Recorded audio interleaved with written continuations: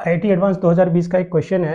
N engineer is required to visit a factory for exactly 4 days during first 15 days of the month and it is mandatory that no two visit should take place on consecutive days. In how many ways can the engineer make such ये एक first फरवरी 2023 shift 2 में पूछा है question है। Number of integral solution of x plus y plus z equal to 21, जहाँ x should be greater than equal to 1, y should be greater than equal to 3 and z should be greater than or equal to 4। तो इस तरह से चीज़ें हैं। ये दोनों question का सॉल्यूशन देखते हैं, दो मेथड से देखते हैं। इसका तो एक मेथड देंगे, बट इस क्वेश्चन का जो आंसर है वो दो मेथड से देते हैं। देखिए, इस क्वेश्चन का आंसर है 495। 495 आपको पूरी की पूरी पिक्चर दिखा नहीं पाएंगे, तो मैं क्या कर रहा हूँ कि इंजीनियर जो 1 से 15 डेट्स में, इसमें से 4 डेट पे उसको फैक्ट्री विजिट करनी है, जबकि लगातार कंसेक्यूटिव 2 डे पे ना जाए। तो 15 तक में अगर इसका आंसर 495 होगा, वो दिखाना मेरे लिए मुश्किल है, तो मैं बाद में दिखाऊंगा कि अगर 15 डेज में इसका आंसर क्या होगा 495। फिलहाल मैं ले रहा हूँ कि अगर आपके पास 9 दिन है 1 से 9 तक, इस डेट्स में अगर जाना है मुझे, इसमें से 4 डेट्स मुझे पिक करने हैं जो कि कंसेक्यूटिव ना हो। इसको मैं कुल कितने तरीके से कर सकता हूँ, खुद हिट एंड ट्रायल से हम लोग करके देखते हैं कि क्या क्या हो सकता है। तो मैं पहला बनाया कि 4 डेट ऐसा पिक कर रहा हूँ जो कंसेक्यूटिव ना हो। तो पहला होगा 1 3 5 7, कंसेक्यूटिव नहीं है। 1 3 5 7 1 3 5, और जब तक मैं चीज़ों को एग्जॉस्ट नहीं करूंगा तब तक मैं फिर से उसको तब तक चलाता रहूंगा। तो 1 3 5 को मैं एग्जॉस्ट करने की कोशिश कर रहा हूँ। 1 3 5 7 हो गया, 1 3 5 8 हो गया, 1 3 5 9 हो गया। ये ऐसे हैं जहाँ पे 5 5 1 1 मैंने सेम रखा, 3 3 मैंने सेम रखा, 5 5 सेम रखा, 7 8 9 को मैंने वेरी कर दिया, ताकि मेरा कंडीशन तो फुलफिल है ही। अब अगर मैं देखूं तो 5 से मेरा काम नहीं होगा, तो 1 3 6 लेता हूँ। 1 3 6 8 हो सकता है, 1 3 6 9 हो सकते हैं मेरे पास। 4 कंसेक्यूटिव 4 डेज ले रहा हूँ जो जिसमें से कोई भी 2 कंसेक्यूटिव ना हो। तो 6 जब मैंने लाया तो 6 8 6 9। अब 6 के साथ मैं कुछ नहीं कर पाऊंगा, तो 1 3 1 3 और फिर 7 चूज किया, तो 7 9 हो सकता है।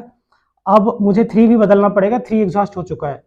तो 1 4 6 8 1 4 6 9 और 1 4 7 9, उसके बाद 1 5 7 9। ये चारों है जो कंसेक्यूटिव नहीं है। उसके बाद अगर आए तो फिर से, अब 1 मेरा एग्जॉस्ट हो चुका है, मुझे 2 से काम करना पड़ेगा। तो 2 है, 4 है, 6 है और 8 है। 2 है, 4 है, 6 है और 9 है। 2 है, 6 6 मैंने कॉमन रख करके 8 और 9 को बदल दिया। अब 6 के साथ मेरा काम नहीं हो पाएगा, तो 2 4 7 9 एक पॉसिबिलिटी बनती है। अगली पॉसिबिलिटी, अब 4 मुझे बदलना पड़ेगा, 2 रहने देते हैं, 4 बदलने से 2 5 7 9 एक चीजें आ सकती हैं। अब 2 भी मेरा एग्जॉस्ट हो चुका है, अब मेरे 3 से स्टार्ट करना पड़ेगा, 3 5 7 9। अब इनके साथ कुछ भी नहीं कर सकते हैं। 3 अब इनके साथ हो ही नहीं सकता, आगे मैं 16 मान लिख ही नहीं सकता हूँ ना। 3 को मैं चेंज कर सकता हूँ, ना ही किसी को चेंज कर। तो इन टोटल 1 से लेके 9 तक में 4 चूज करना है मुझे, जहां कोई भी कंसेक्यूटिव ना हो। तो इन टोटल मेरे पास 15 वेज ही हैं करने के लिए। तो यही 15 रहता तो 495 मैं दिखा नहीं पाता। तो ये कैसे आ रहा है, आप देखिए यहाँ पे कि चीजें मुझे यहां से 4 चूज कितना करना था, चूज करना है 4। तो जब भी इससे 4 मैं चूज कर रहा हूं, तो जब 4 डेट्स चूज कर रहा हूं जो कंसेक्यूटिव ना हो, तो जब भी 4 चूज कर रहा हूं तो मैं लीव कितना कर रहा हूं। तो 4 जब चूज करते हैं तो वहां पे छोड़ रहे होंगे, जैसे 1 3 5 ये और ये जब आपने चूज किया था, तो 2 4 6 8 और 9 आपने वहीं छोड़ा था। तो दैट मीन्स जब भी 4 चूज होगा तो आप लीव करेंगे 5। और लीव अगर 5 करेंगे तो सपोज इनमें से जो भी 5 लीव हुआ है उसको मैं ऐसे डिनोट कर रहा हूँ स्टार से। ये स्टार है मेरे पास, जो मैंने 5 लीव किए हुए हैं। 4 मुझे चूज करना था, तो लीव करना था मुझे 5। तो 5, ये 5 स्टार से दिखा रहा हूं कि इनको आपने छोड़ा है। ये 5 छूटेंगे। तो ये जब लीव 5 जब लीव होंगे तो मेरे पास गैप कितने क्रिएट होंगे, एक गैप ये होगा, एक गैप ये है, एक गैप ये है, एक गैप ये है, एक गैप ये है और एक गैप ये है। तो मैं देख रहा हूं कि गैप की टोटल संख्या मेरे पास आ रही है इस 5 स्टार से गैप की संख्या बन गई। गैप की संख्या इस मेथड को भी बोलते हैं गैप मेथड। मैं पहले भी कुछ सवाल करा चुका हूँ ऐसा गैप मेथड से। गैप मेथड, तो गैप की संख्या हो गई मेरे पास 6। अब मेरे गैप 6 हैं, इसी से मैं अगर चूज कर लूँ 4, तो यहाँ पे कुछ ये 6 जो इस जगह बचे, इन्हीं में से कोई 4 अगर चूज हो जाएगा तो सबके बीच में जो भी इस 6 में से 4 चूज होगा तो सबके बीच में एक स्टार तो लगा हुआ है ना, और स्टार लगा हुआ है मतलब वही 5 इसमें से जो होगा वो नहीं पिक कर रहे होंगे वो, तो और इसका मतलब है कि वो भी जो इस 6 गैप से जो भी 4 चूज होगा उनमें से कोई ना कोई बीच में रहेगा ही हमेशा स्टार के रूप में छुड़ा होता है। दैट मीन्स वो कंजिक्यूटिव नहीं हो पाएंगे। तो दैट मीन्स मैं बोल रहा हूँ कि 6 गैप में अगर 4 आप चूज कर लें तो कितने तरीके से कर सकते हैं, 6e4। 6e4 का क्या हो जाएगा, 6 फॉर्मूला लगा दीजिए, 6 इंटू 5, फैक्टोरियल 4 काट चुका होगा 2, तो ये आंसर हो गया 15। तो ये इत्तेफाक नहीं है कि ये 15 1 से 15 मैंने जो पहले लिख रखे थे, तो इत्तेफाक नहीं है ये चीज कि ये भी 15 पॉसिबल ही टोटल तरीके थे इसको करने के, और इससे भी। तो ये आ गया एक गैप मेथड। दूसरा एक तरीका होता है मल्टीनोमियल। मल्टीनोमियल, इसको भी मैं L6 में करा रखा हूँ, मल्टीनोमियल बहुत अच्छे से कराया हूँ, डिटेल में कराया हूँ, बट देख लीजिए यहाँ पे ये कैसे लग रहा है। अगर डिटेल में जाना होगा तो L6 आप देख सकते हैं। तो मल्टीनोमियल थ्योरम में क्या कह रहा है, ऑल्टरनेट तरीके से, सपोज यहाँ से मैं 4 चूज कर रहा था, इस 9 में से 4 मैं चूज कर रहा हूँ, तो एक एक ये चूज कर लिया, कोई पहला कोई भी इनमें से एक चूज किया, फिर दूसरा चूज किया, फिर तीसरा चूज किया, और फिर चौथा चूज किया। ये है मेरा फर्स्ट सिलेक्शन, ये है सेकंड सिलेक्शन, ये है थर्ड सिलेक्शन, और ये है मेरा फोर्थ सिलेक्शन। ये 4 जब मैं सेलेक्ट कर रहा हूँ और चारों कंजिक्यूटिव ना हो, तो मैं बोल रहा हूँ कि पहले सिलेक्शन करने के बाद इधर कुछ नंबर ऑफ एलिमेंट्स छूटे होंगे, उसका संख्या मान लीजिए x1 है। x1, late x1 be the, x1 के बारे में लिख देता हूँ, x1 है number of elements left before first selection. First selection, similarly first selection और सेकंड सिलेक्शन के बीच में जो नंबर ऑफ एलिमेंट्स छूटे होंगे, सपोज उनकी नंबर्स हैं x2, संख्याएं हैं। सेकंड और थर्ड सिलेक्शन के बीच में जो आपने कुछ नंबर छोड़े होंगे वो सपोज x3 है। थर्ड और फोर्थ सिलेक्शन के बीच में जो आपने नंबर छोड़े होंगे वो x4 है, और फोर्थ सिलेक्शन के बाद जो उधर नंबर छूट गया होगा उसका नंबर ऑफ एलिमेंट जो लेफ्ट बिहाइंड है वो x5 है। मैं ये कहना चाह रहा हूं कि x1 जो भी नंबर फर्स्ट सिलेक्शन से पहले छूटे होंगे, plus x2 plus x3 plus x4 plus x5, ये पांचों नंबर जो छूटे हैं 4 सिलेक्शन के बाद, जो उनके बीच में जो number of elements left behind है, उन वो 5 सबका नंबर नाम दे दिया हूं, x1 x2 x3 x4 x5। इन सबको अगर जोड़ो तो यहाँ पे कितना आना चाहिए, इन टोटल मेरे पास 1 to 9 एलिमेंट्स थे, तो 1 to 9 एलिमेंट्स यहाँ पे हैं। 1 to 9 एलिमेंट्स में मैं अगर कोई भी 4 पिक कर रहा हूँ, तो जब 4 पिक कर रहा हूँ तो बीच बीच में कुछ नंबर छूटे होंगे, तो उन्हीं का नंबर मैंने दे दिया x1 x2 x3 x4 x5 से। तो 4 मेरा ऑलरेडी सेलेक्टेड है, और x1 x2 x3 x4 और x5 इन सबको अगर मैं जोड़ूं तो मेरे पास 5 ही बचे होंगे टोटल एलिमेंट्स लेफ्ट बिहाइंड। 4 तो मैंने सेलेक्ट कर ही लिए ना, और इन सिलेक्शन के बीच में जो नंबर ऑफ एलिमेंट्स छूटे होंगे उनको इनको इनको इनको इनको सबको जोड़ दूं तो मेरे पास 5 पूर्णा चाहिए। ये लिखना इंपॉर्टेंट नहीं है, इस लिखने के साथ कंडीशन लगाना आपका इंपॉर्टेंट है। इसके साथ कंडीशन लगाना ये इंपॉर्टेंट है कि x1 x2 x3 x4 और x5, अगर आप देखें x2 x3 इस तीनों के बारे में देखें, तो x2 जो है वो पहले और सेकंड सिलेक्शन के बीच के लेफ्ट बिहाइंड नंबर्स होंगे जो इनके बीच में छूटे होंगे। तो फर्स्ट और सेकंड सिलेक्शन के बीच में जो x2 है ना, अब ये दोनों कंजिक्यूटिव ना हो तो x2 की संख्या कम से कम इनके बीच में एक एलिमेंट तो कम से कम छूटे ही, कम से कम एक, ताकि फर्स्ट सिलेक्शन और सेकंड कंजिक्यूटिव ना हो तो इसके बीच में कम से कम एक एलिमेंट छूटना चाहिए। तो कम से कम एक छूटे या एक से ज्यादा छूटे फर्क नहीं पड़ेगा, फिर कंजिक्यूटिव नहीं हो पाएगा। सिमिलरली x3 की वैल्यू जो मेरा सेकंड सिलेक्शन और थर्ड सिलेक्शन के बीच में है उसमें कम से कम एक तो होना चाहिए ताकि ये दोनों कंजिक्यूटिव ना हो। सिमिलरली x4 थर्ड और फोर्थ सिलेक्शन के बीच में जो है कम से कम एक एलिमेंट्स तो मेरे पास होने ही चाहिए। अब बात आती है x1 और x5 पे क्या लगाएंगे। x1 की वैल्यू 0 और x5 की वैल्यू इसकी भी 0, तो ये दोनों थोड़ा सा डिफरेंट हो गए हैं। इन दोनों पे गौर कर सकते हैं। कैसे गौर कर सकता हूं मैं, सपोज कि मेरा सिलेक्शन है 1 3 7 9, सपोज मैंने इस तरह से 4 एलिमेंट सेलेक्ट किए थे, तो जब मैं 1 3 1 सेलेक्ट कर लिया, फिर 3 सेलेक्ट कर लिया, फिर 7 सेलेक्ट कर लिया और फिर 9 सेलेक्ट कर लिया। तो जब मैं ये 4 सेलेक्ट किया हूं तो x1 की संख्या कितनी हो गई यहाँ पे, जब 1 यहाँ पे मेरा सेलेक्टेड है तो इससे पहले x1, इससे पहले पहला एलिमेंट जब मेरा सेलेक्टेड हो ही चुका है तो इससे पहले x1 लेफ्ट बिहाइंड एलिमेंट्स की संख्या हो गई 0, तो ये हो गई 0। अब x5 जो होता है वो फोर्थ सिलेक्शन के बाद नंबर ऑफ एलिमेंट्स होने चाहिए। तो ये अगर मेरा चौथा सिलेक्शन 9 हो चुका है तो इधर नंबर ऑफ एलिमेंट्स कितने हैं लेफ्ट बिहाइंड, तो वो है 0। तो x5 और x1 की वैल्यू दोनों 0 या 0 से बड़ी हो सकती है। अगर कोई दूसरा सिलेक्शन इसमें अगर करना चाहेंगे तो कर सकते हैं। 2 4 6 8 अगर मैं कर लूं, अगर मैं 1 2 3 4 5 6 7 8 9 अगर मैं इसमें से ये सिलेक्शन कर लेता हूं 2 4 6 8 2 4 6 8, तो अब मैं बोल सकता हूं x1 की वैल्यू 1 हो गई, x2 की वैल्यू 1 है, x3 की वैल्यू भी 1 है, x4 भी नंबर ऑफ एलिमेंट्स एक ही है और x5 भी नंबर ऑफ एलिमेंट्स 1 है। तो मैं यही बोलने की कोशिश कर रहा हूं कि x2 x3 और x4 इन सब की मिनिमम वैल्यू 1 1 तो होनी ही चाहिए ताकि ये सब सेलेक्टेड कंजिकेटिव ना हो। एक x5 और x1 पे अगर आप गौर करना चाहेंगे तो इसकी वैल्यू x1, अगर ये पहला ही एलिमेंट 1 सेलेक्टेड हो गया तो x1 की वैल्यू 0 हो सकती है।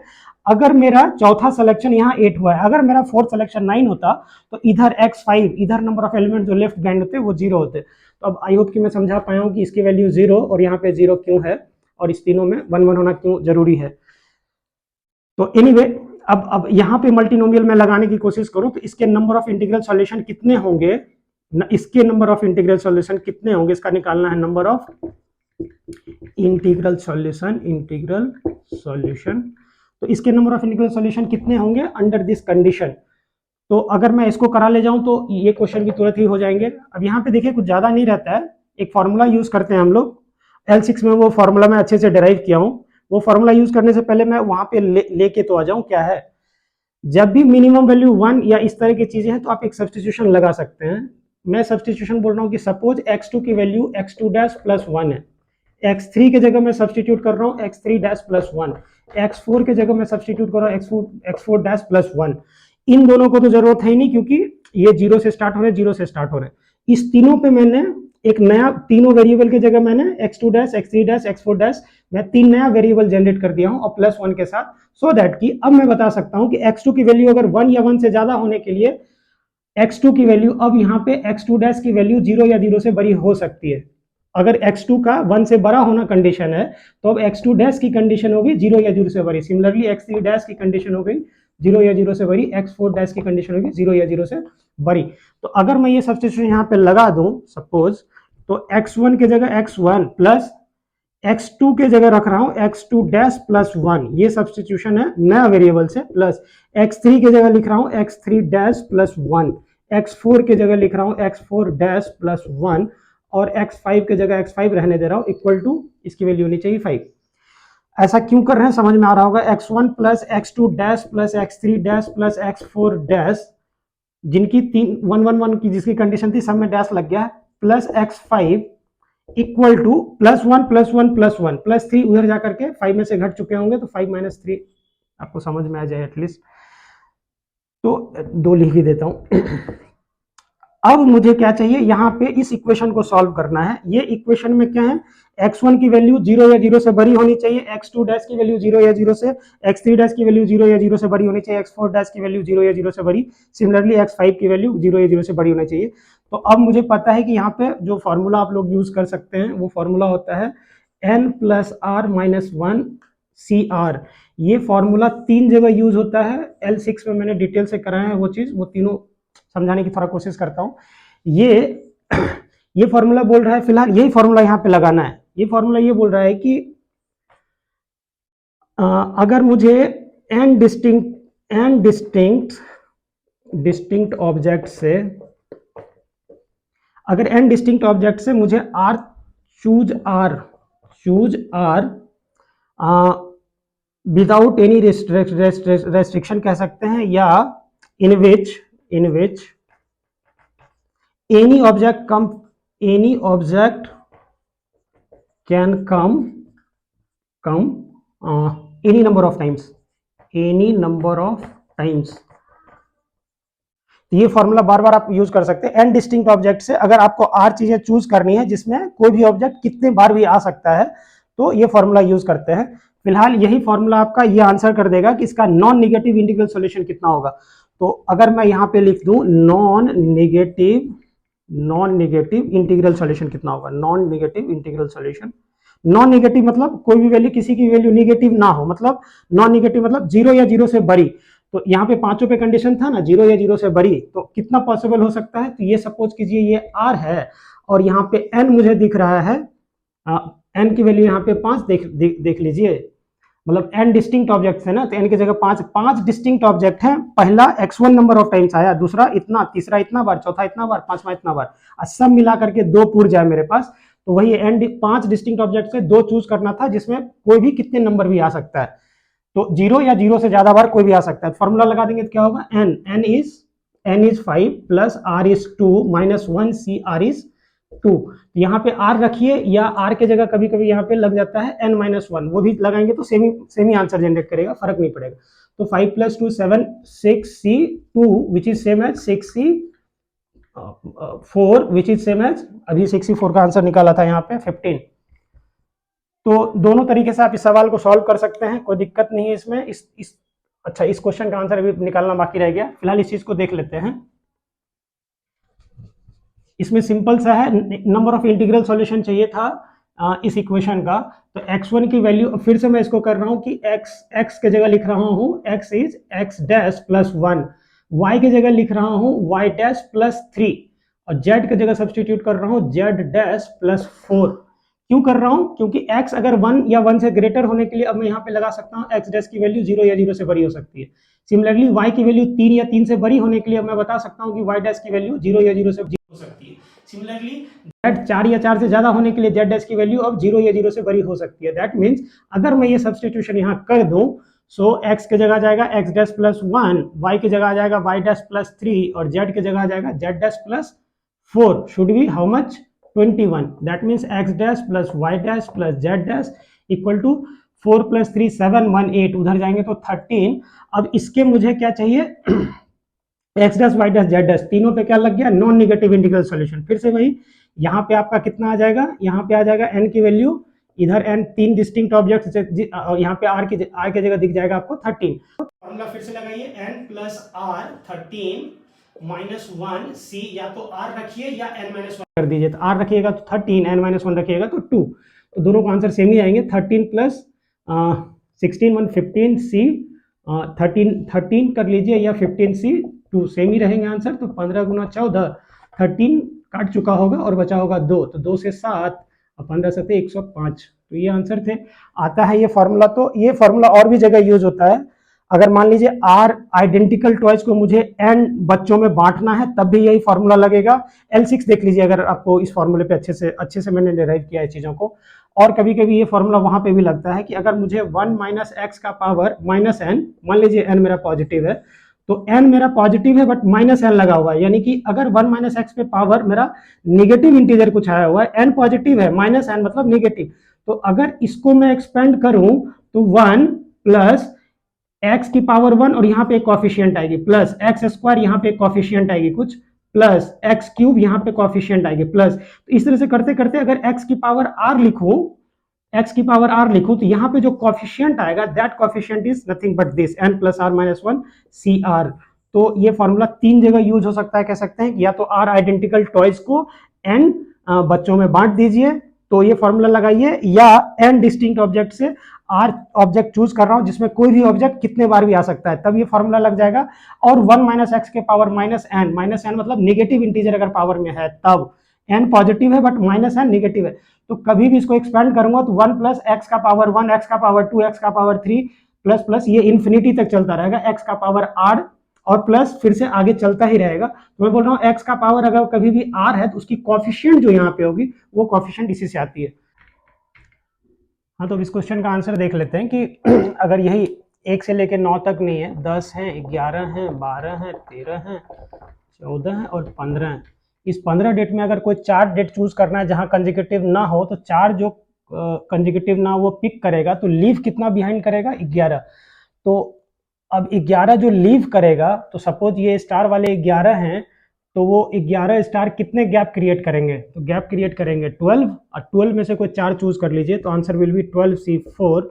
ये इसका आंसर हो जाएगा। तो 12C4 का आंसर क्या है? 12 इंटू 11 इंटू 10 इंटू 9, फैक्टोरियल 8 काट चुका होगा, फैक्टोरियल 4 बचा होगा, तो इसका हो जाएगा 4 या 12 से कट जाएगा, 2 से इसका कट जाएगा 5, और ये आंसर आ गया 45 इंटू 11 इज 495। अगर आपको इसी को मल्टीनोमियल से करना था, तो इस 15 में से कोई भी 4 सिलेक्शन कर लिए हैं, तो 4 सिलेक्शन जब करेंगे तो फिर से x1 is the number of times पहले सिलेक्शन से पहले कितना नंबर ऑफ एलिमेंट्स छोड़ा है आपने, और x5 इज कि 4 सिलेक्शन के बाद आपने कितना छोड़ा है। तो x1 plus x2 plus x3 plus x4 plus x5 कितना होना चाहिए? टोटल 15 थे, 4 सेलेक्टेड हो गए हैं, तो जितने छूटे हैं उन सबको जोड़ेंगे अगर, तो यहाँ पे बचना चाहिए मेरे पास 11। इस plus this plus this plus this 11 ही होने चाहिए, 11 प्लस 4 तो सिलेक्टेड है, तो टोटल 15 हो जाएगा। तो नंबर ऑफ इंटीग्रल सॉल्यूशन इसके चाहिए, जहां कंडीशन क्या लगा होगा? फिर से x1 की वैल्यू सेम वही कंडीशन है, x1 ये पहला सिलेक्शन ले लेगा, 1 ही अगर सेलेक्ट हो जाएगा तो इसके पहले 0, और ये आखिरी 15वां डेट अगर वो 15th डेट ले लेता है तो उसके आगे फिर similarly x2 greater than, sorry, इन सब की वैल्यू 1 से कम ज़्यादा होनी चाहिए, और इसकी वैल्यू 0 से ज़्यादा थी। सेमी कंडीशन अगर लगाते हैं तो इधर ये है आपका 11 में जा करके 3 उधर घट जाएंगे, तो इधर हो जाएंगे 8, और बाद बाकी अब इसका नॉन निगेटिव इंटीग्रल सॉल्यूशन अगर चाहिए सबके 0 0 0 से ज़्यादा होने के, तो 5 8 इधर हो गया आपका r, तो 5 प्लस यहाँ पे आ जाएगा 8 माइनस 1 c, और यहाँ तो r रख दीजिए या n-1, या तो 4 रखिए या r रख दीजिए, 8 रखिए, कोई भी नहीं, तो 8 5 13 12 12। So answer will be same 12C8 और 12C4 which is same as वही 495, अभी भी इसकी वैल्यू निकाली थी। तो किसी भी मेथड से कर लीजिए। Thank you.